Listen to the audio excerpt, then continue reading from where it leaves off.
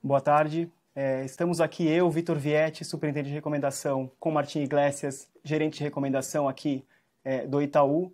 A gente está aqui para fazer uma live para falar um pouco sobre a Super Terça-feira. A gente vai explicar para vocês o que é, vai explicar um pouco dos efeitos aqui das eleições primárias nos Estados Unidos, um pouco dos candidatos, um pouco do cenário político e tentar fazer um pouco da avaliação aqui dos impactos para os investimentos e mostrar para vocês um pouco da relevância desse evento aqui para o mês de março e, né, até as eleições que acontecem em novembro desse ano.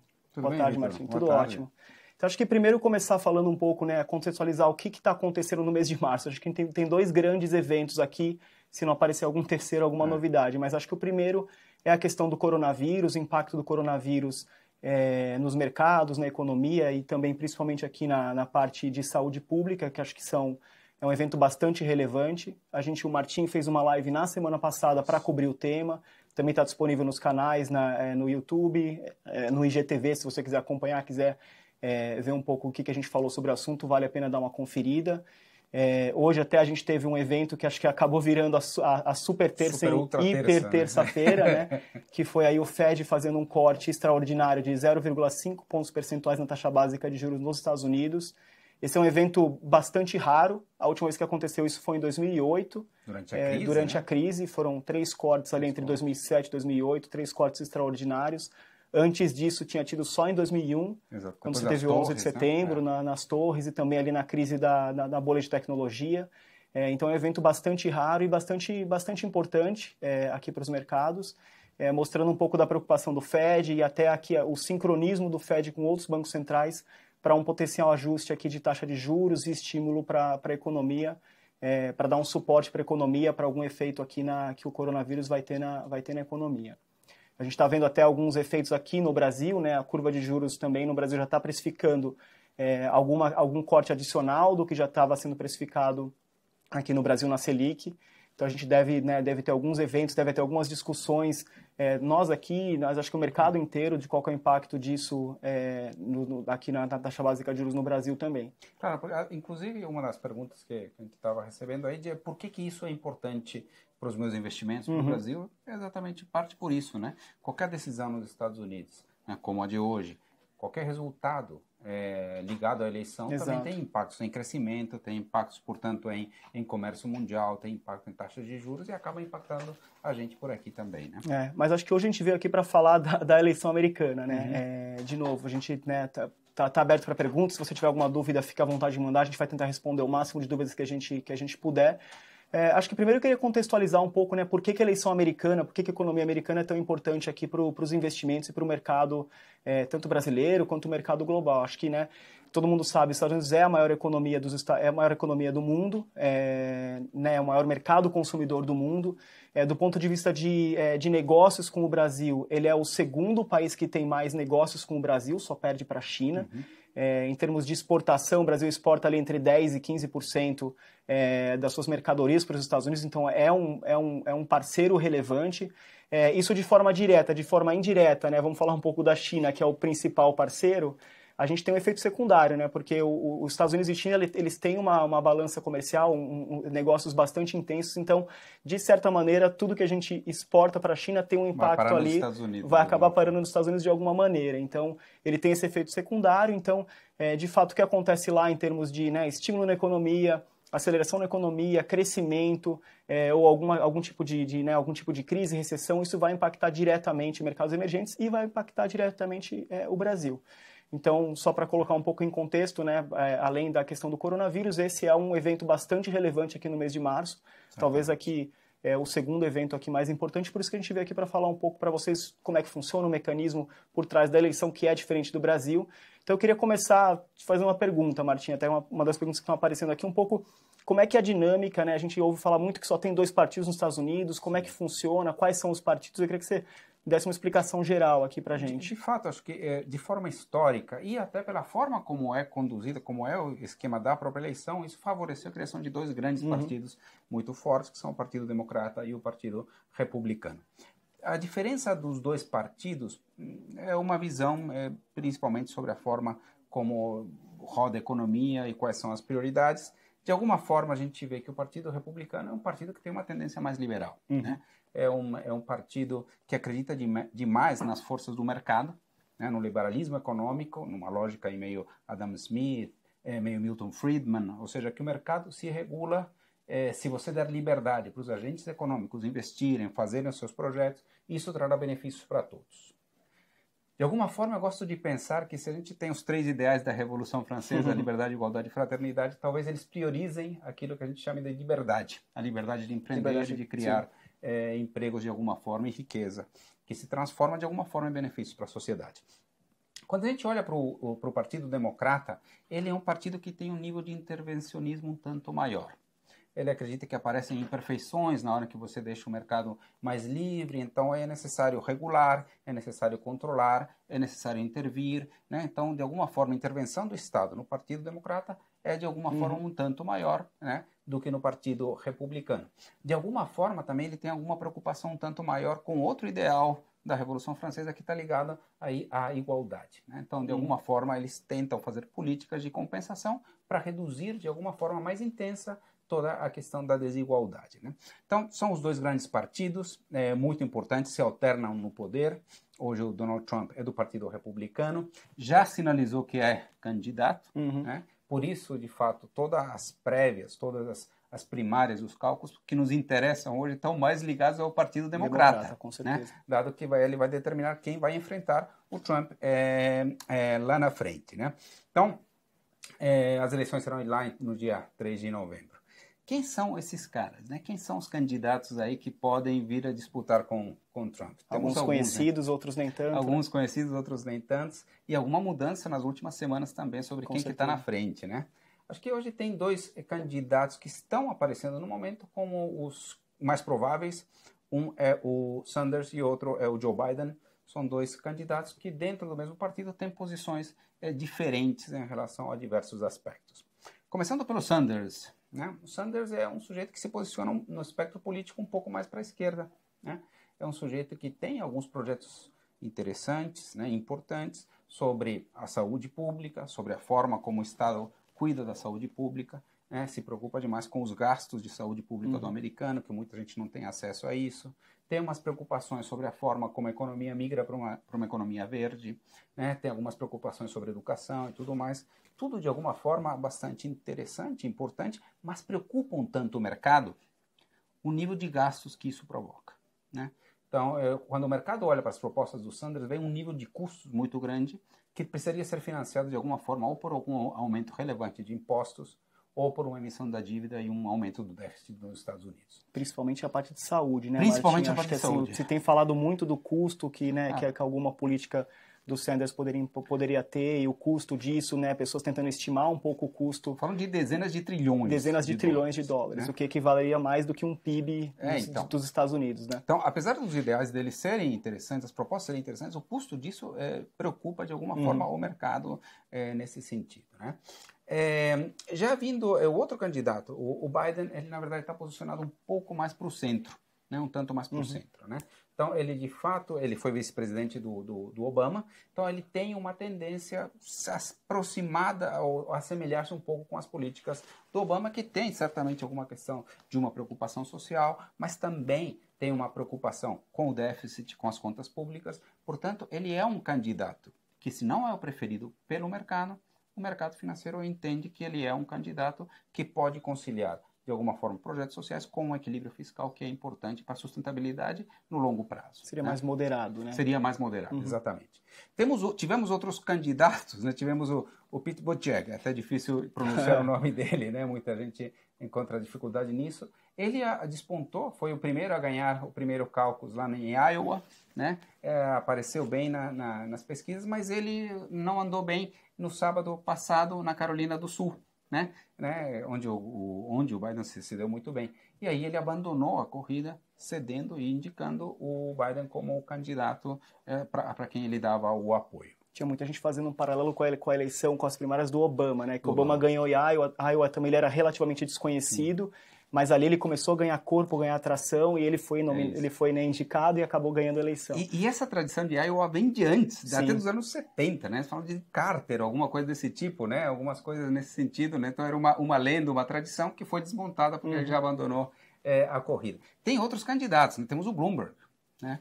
O Bloomberg, que de forma geral também seria um candidato bem visto pelos mercados. Até agora não entrou na disputa, né? Não entrou nas primárias, digamos assim, vai entrar agora, hoje. Tem investido um dinheiro importante do próprio bolso na candidatura, né? Ele é um bilionário, né? O patrimônio dele estimado perto de 60 bilhões de dólares, ele já tem investido, pelo que se vê aí, algo como quantos que é? 500 milhões estão projetando, de dólares de projeção. Né? E a estratégia dele foi meio esquisita, foi diferente, né, Martim? Assim, enquanto todos os candidatos eles, né, começam a trabalhar candidaturas primárias muito antes, né, fazendo corpo a corpo nos estados, o Bloomberg não, ele realmente lançou a candidatura no Super Bowl, né, no evento de futebol americano nos Estados Unidos, e a partir dali ele está apostando muito, né, nessa injeção de dinheiro e que isso vai de fato se converter em votos ali nas primárias. Então acho que assim, de novo, quando você olha em pesquisa, a probabilidade de ele ganhar é bastante baixa. A gente está vendo aqui algumas pesquisas com menos de 1% de chance dele ser nomeado para candidato dos democratas, mas é uma estratégia diferente. A gente nunca viu um candidato, né, colocando tanto dinheiro, né, do próprio bolso numa campanha e tão tarde, né, começando tão tarde a campanha. Então, de fato, os primeiros votos ali que ele vai receber são do dia de hoje aqui, né, para indicação. O Bloomberg, de alguma forma, ele tem um dilema nele, que a impressão que dá é que é mais difícil ele passar pelas primárias do que, teoricamente, disputar bem com o Trump. Exato. Né? Enfim, temos também aí a Elizabeth Warren, né? A Elizabeth Warren também se posiciona ao lado esquerdo, um posicionamento mais ou menos semelhante ao do próprio Sanders, mas que também não vem bem aí nas prévias, né? Precisa ver o que ela faz, assim como o Bloomberg, se não vai bem hoje. Exato. Né? Existiria a possibilidade dela declarar o apoio ao Sanders, né? Assim como talvez aí o Bloomberg, se não for bom, talvez tenha uma tendência mais natural a apoiar o próprio Biden, né? Então, que mais podemos dizer sobre isso? Como é que são as possibilidades desses candidatos de enfrentar o Trump? De alguma forma, o Sanders, por ter uma posição um pouco mais extrema, né, mais polarizada, né, teria, de alguma forma, um pouco mais de dificuldade de enfrentar o Trump nas eleições. Né? Existe a possibilidade de alguns seguidores ou pessoas que votariam no Biden de não votarem, por exemplo, no Sanders. O que não acontece caso o Sanders seja o candidato. Muito provavelmente, todos os votos do Sanders migram para o Biden. Eu não consigo conceber por que alguém, por que alguém que tem uma visão de esquerda, na hora em que aparece o Biden como candidato, migraria totalmente para o polo inverso os seus votos. Né?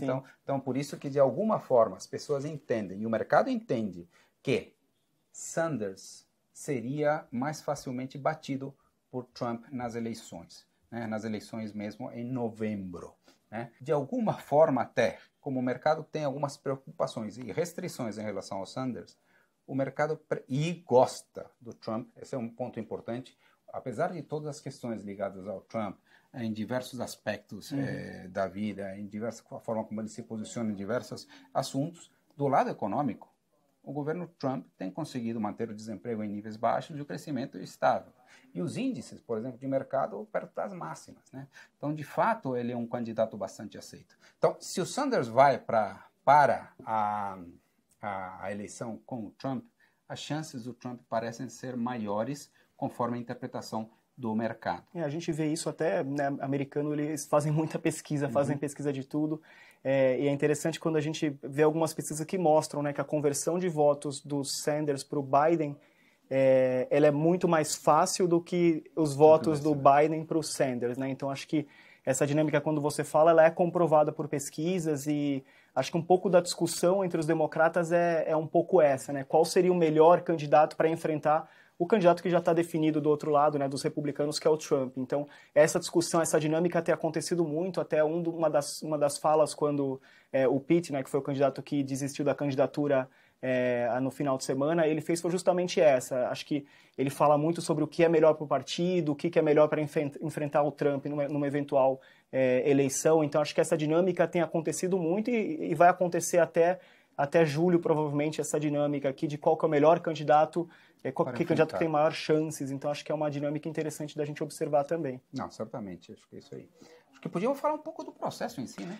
Eu até tenho uma pergunta aqui, algumas perguntas, várias, até para a gente aproveitar esse tema aqui, se tem chance do Trump perder a eleição. Acho que antes da gente entrar um pouco na dinâmica... Acho que não é o cenário base, tá? Acho que, a princípio, parece que é mais provável ele ganhar a eleição. Né? E, obviamente, que nem eu comentei, se o adversário é o Sanders, essa probabilidade aumenta um tanto. Né? Como o mercado, de alguma forma, avalia bem toda a questão e a parte econômica do governo Trump, de alguma forma, o mercado até prefere o Sanders como adversário. Né?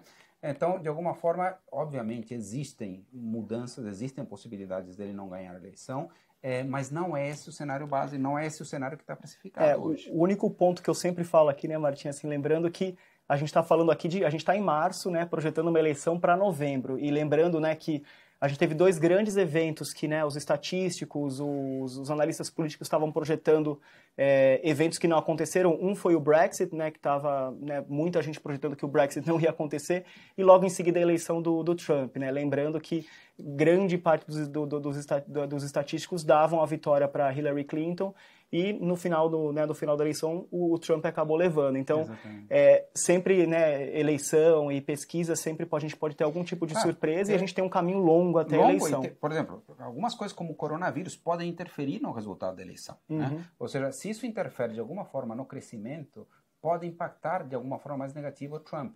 A gente viu que na medida em que números de crescimento foram aparecendo, o medo de uma recessão foi desaparecendo, a confiança do americano foi melhorando, os números do Trump foram melhorando também. Então, se alguma coisa acontece que isso piora, pode prejudicar de alguma forma o Trump. Então, temos muito tempo e num ano bastante difícil, que tem bastantes coisas que podem acontecer no meio. Mas o cenário base é a reeleição do Trump. Lembrando até que a reeleição é uma coisa bastante frequente nos Estados Unidos. Né? Tivemos 45 presidentes dos Estados Unidos, só 10 não se reelegeram. Né? Tem que puxar pela memória para lembrar quem é que não se reelegeu. Né? O último a não se reeleger foi o Bush pai, na eleição de 92, quando ele perde para o Bill Clinton. Né? Essa aqui pelo Partido Republicano. Pelo Democrata, o último a não se reeleger tem que puxar lá para os anos 70, que é Jimmy Carter, na eleição de 1979, né? No início de 80, quando ele perde para Ronald Reagan. Ou seja, a reeleição é algo muito, muito frequente e muito comum dentro dos Estados Unidos. Né? Legal. Vamos falar um pouco o que é a super terça, né? Então, acho que assim, a mecânica da eleição, o Martim explicou um pouco, mas eu queria que você tentasse detalhar um pouco mais, Martim, e por que a super terça é tão importante, por que a gente está falando aqui, e até um pouco, né, do que a gente está vivendo hoje, qual que é o dia de hoje aqui nos Estados Unidos. Bom, nós estamos dentro do processo no qual está sendo definido o candidato do Partido Democrata para a presidência, e aí basicamente tem diversos estados, ou primárias ou caucus. Né? Cada estado vai definir a quantidade de delegados que vai votar nesses candidatos numa convenção nacional que se dá em julho. Então vamos lá. Hoje, por exemplo, vai ter primária na Califórnia e em outros 3 estados. Né? Mas vamos pensar só o exemplo da Califórnia. Os filiados ao Partido Democrata vão lá, votam nos candidatos, e esses votos, essa proporção de votos se reverte em delegados que irão até a convenção lá em julho e votarão no candidato ao qual eles estão ligados. Né?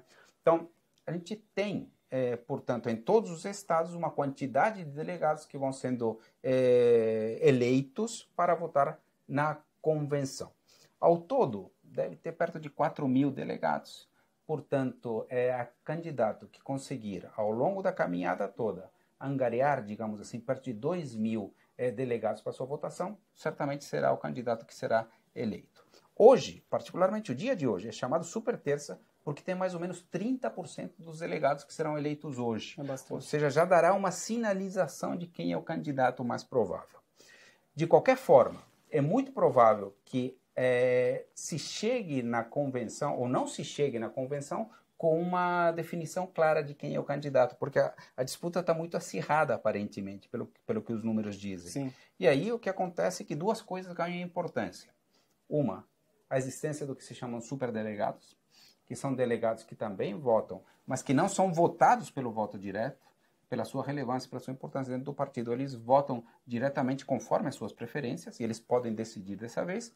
E a outra coisa que se torna importante é a forma como se dão as coalizões e os apoios dos candidatos que vão desistindo ao longo do tempo. Tudo isso vai fazer com que, provavelmente, a gente só saiba quem é o candidato do Partido Democrata lá em julho, na Convenção Nacional do Partido. Legal. Só para falar um pouquinho da super terça hoje também, assim, o que aconteceu desde sábado, né? A gente tinha até semana passada um cenário onde o Bernie Sanders estava com, né, vinha ganhando em muitos estados, vinha ganhando a primária em muitos estados, e o Biden ali bastante tímido nos votos e não estava conseguindo angariar muitos votos. Aí teve um evento muito significativo, que foi a eleição ali na Carolina do Sul, e o Biden ganhou, ele ganhou com bastante força, ele ganhou com uma representatividade bastante grande, e ele fez um discurso bastante forte, chamando os eleitores para as eleições da super terça. Então, assim, a gente está com um ambiente ainda bastante fluido, né? Desde domingo de manhã, quando foi a eleição, até hoje. Algumas pesquisas já saíram e apontam que o Biden, de fato, tem ganhado força e provavelmente vai ganhar bastante força nas eleições primárias hoje, mas ainda é muito difícil de fazer algum tipo de projeção. Acho que um ponto que o Martim falou aqui que é super relevante muito provavelmente a gente vai acordar amanhã, vai ter uma ideia melhor do resultado da super terça amanhã, mas vai ser um resultado muito próximo, provavelmente, entre Sanders e Biden. E essa discussão, né, as primárias, elas vão acontecer até julho e acho que provavelmente vão ser decididas de fato só em julho, né? Deve ser uma coisa bastante... um processo um pouco mais longo aqui do que talvez em outras eleições onde o candidato era definido um pouco mais cedo e já se tinha uma noção de quem eram os dois candidatos nos dois partidos, né? Para o Biden foi muito importante a questão na Carolina do Sul, né? Porque tinha gente desconfiando um pouco da capacidade que ele tinha de angariar votos. Vinha de algumas derrotas de alguma forma importantes lá, né? Então chegou de alguma forma melhor posicionado para essa terça-feira, né? Com certeza. Acho que alguns pontos aqui, né? A gente tem olhado aqui algumas pesquisas e, de fato, né, quando você vê a probabilidade, né, pelo menos o que as pesquisas têm mostrado agora, a probabilidade de você ter uma não definição no candidato até julho é algo em torno de 50%, 60%. Então, não é desprezível, né? Provavelmente esse processo vai demorar um pouco, ainda deve acontecer aqui até julho. Então, acho que é importante. Tem algumas perguntas aqui, mas acho que a gente já respondeu do Fábio Alves e da Itz Gablu, tomara que eu não tenha falado errado aqui, um pouco em relação a quem é o candidato principal para concorrer com o Trump, ou quem tem mais chances. Acho que a gente já falou um pouco aqui. Mas... Não, certamente acho que o principal, o mais provável hoje, embora essa coisa seja muito relativa, muito próxima, é o Biden. E certamente quem também tem mais possibilidade de bater o Trump também é o Biden. Então a resposta independente do que isso significa na pergunta, é o Biden. Tá. Aí o Anderson perguntou, não tão relacionado aqui com a eleição, mas acho que a gente pode falar qual a projeção do Itaú para a Bolsa até o fim do ano. É possível bater os 150 mil pontos? Uau. Veja, eu recebi essa pergunta também aqui e de fato... a projeção a princípio é positiva, né? A gente continua com essa visão positiva. A gente entende, por exemplo, que o choque do coronavírus é temporário, pode estar trazendo até alguma oportunidade mais do que alguma ameaça.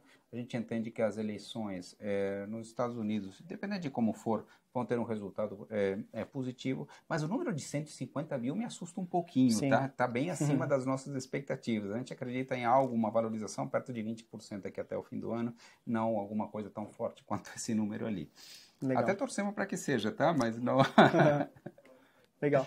Aí acho que só falar um pouco dos horários aqui, né? O que vai acontecer na super terça. A gente tem eleição da costa leste à costa oeste. Em geral, cada estado fecha as eleições ali entre 7, 8, às vezes 9 da noite.